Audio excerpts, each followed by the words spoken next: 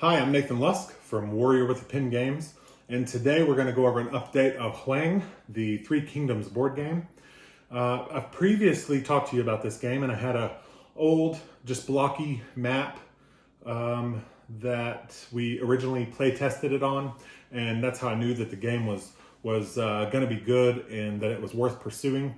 And now that I've finally gotten to where I can make my own maps through incarnate.com, which is a great website if you like to make maps for role-playing games or board games or anything else, I've designed this new map of Huang.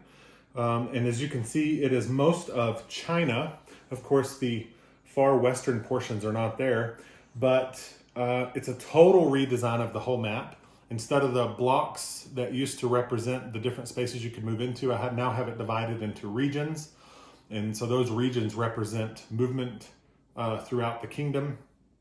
And they're still highlighted. So Liu Bei starts in the green area, Liu Biao starts in the purple area, Dong Zhuo in the brown, Cao Cao or Cao Cao in the blue, and Yuan Shao up in the north in the orange, and down here in the red is for Sun Jian to begin.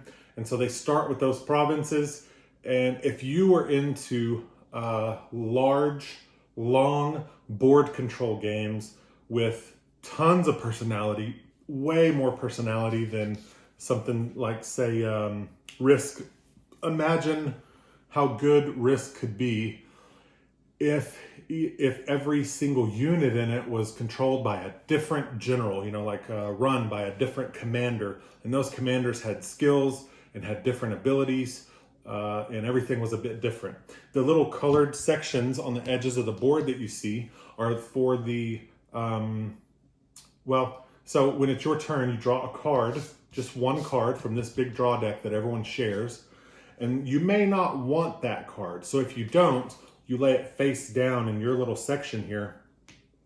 And that means if it's face down on the board, that means that the next player or anyone after that can take that card and use it themselves on top of what they draw. So if they want that card, they can take it, but they still get to draw as well. And so those cards, if you choose not to have them, are public. And so this was a good way to remind everyone who laid down which card. And because when it's your turn again, if that card is still on the board, it then gets discarded and you draw a new one. So that changes that mechanic, makes it a little easier to keep track of who's still got a card on the table and who doesn't, and helps to show exactly what cards are available out there. And of course, I included the draw deck and the discard deck on the board because we had this nice empty space based on the design that we needed for this game. The empire hadn't really expanded west of this or north of this very much. In fact, the Great Wall is slightly north of this line right here. And so it was kind of a no man's land to the west and to the north. And so this is what the whole Three Kingdoms era was about, what the Han Dynasty was about. And if you look down here in this corner, it even shows you the order that players take turns. Yuan Shao goes first, then Liu Biao, Dong Zhuo, Cao Cao or Cao Cao, Sun Jian, and then Liu Bei goes last. There are still the open territories you can take over, as well as the ones up here, and Guandu up here in the north. The bridges are actual little Asian-style bridges over the rivers. You can see there's 3 right here, and I'll hold that up a little bit better so you can see it. There's a bunch of bridges that you can take over. Oh, it's folding. There are a bunch of bridges that you can move across the rivers to get to your opponents beyond them. You can't pass through mountains, of course, so this region right here can't be gone through. To get into the Southlands, where Sun Jian begins, is really difficult for all players. His defensive geography is really good. There's only 1 bridge in the north, and then there's 3 down here in the south, and those are the only ways to get over to him. But everyone else has some sort of geographical advantage as well. Cao Cao has this cluster of cities here that really make it easy to protect them with just a few generals. And there's only 1 way in here, 1 way in there, and 1 way in here from Dong Zhuo's capital. But all in all, it's a really balanced game. Tons of characters in it, lots and lots of characters in this game. And each one is unique. They have different attack, defense, movement ability, and special skills that they can bring to the table.